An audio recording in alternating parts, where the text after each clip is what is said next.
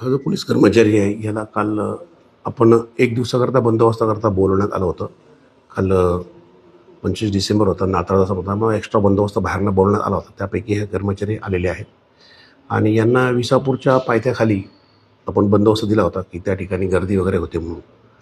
आणि त्या ठिकाणी अशा प्रकारची तक्रार आल्यानंतर एका मुलीला सेक्शुअल असॉल्ट झाल्याचं तक्रार आल्यानंतर आम्ही त्या ठिकाणी गेलो, त्याला ताब्यात घेतलं, त्याची मेडिकल तपासणी केली. फिर्यादीची त्याप्रमाणे फिर्याद घेण्यात आलेली आहे.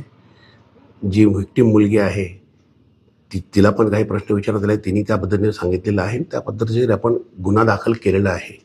त्यामध्ये BNS सेक्शन्स अप्लाय करण्यात आलेले आहेत. सिरियस ऑफेन्सेसचे 64, 674, 65(2) BNS आणि त्याच्याबरोबरच पोक्सो सेक्शन सगळे अप्लाय करण्यात आलेले आहेत.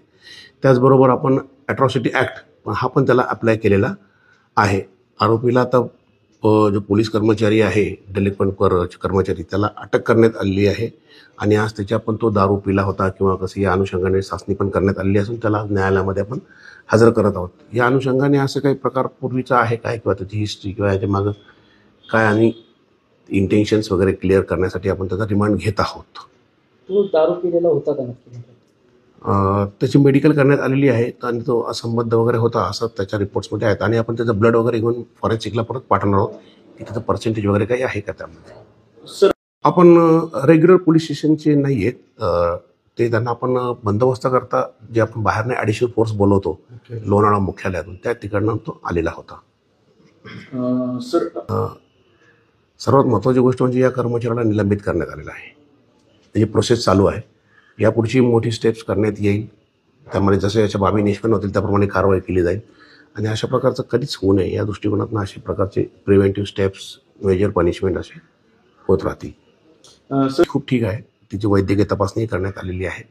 अजूनही आपण त्यांना CWC समोर किंवा हजर करणार आहोत. सर, आमचं त्यांच्यावर कायम काउन्सिलिंग रेपो आहे, चर्चा आहे, डिस्कशन आहेत, चांगले रिलेशन्स पण आहेत आणि आम्ही याबद्दल नेहमीच सतत आम्ही पब्लिक PR शिवाय आणि HR शिवाय आमचं पोलीस सोर्सिंग नाही, पोलीस इज अ पोलिसिंग. त्या दृष्टीने आमचे कायमस्वरूपी त्यांच्याबरोबर चांगले संबंध प्रस्थापित करण्यासाठी, लोकांबरोबर राहण्यासाठी आमचे प्रयत्न असणारच आहेत. हो, याचं गांभीर्य पाहता माननीय पोलीस अधीक्षक देशमुख सर आमचे या ठिकाणी रात्रभर या ठिकाणी येत होते. स्पॉट व्हिजिट केलेली आहे, प्रत्यक्ष त्यांच्याशी बोललेले आहेत, चर्चा केलेली आहे. त्यांनी या गुन्ह्याची असर्टेन सगळी माहिती जाणून घेतलेली आहे आणि त्याप्रमाणे कारवाई करण्याच्या सूचना दिलेल्या आहेत आणि त्यांच्या स्तरावर सुद्धा या संदर्भात कारवाई होत आहे.